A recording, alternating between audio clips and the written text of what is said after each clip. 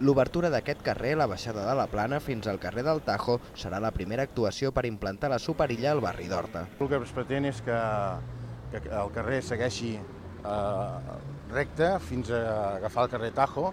Es reduirà així el trànsit que circula per la plaça d'Eivissa i els carrers d'Horta i de Fulton, que es faran de plataforma única amb l'objectiu de pacificar el centre històric del barri.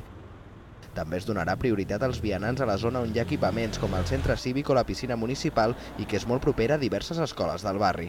Els veïns que han participat en el projecte estan satisfets, sobretot perquè es recupera un alt percentatge de les places d'aparcament que es perdien en un primer plantejament. Quedarà uns 70 o 60-70 aparcaments, que ja és més assumible, és més fàcil.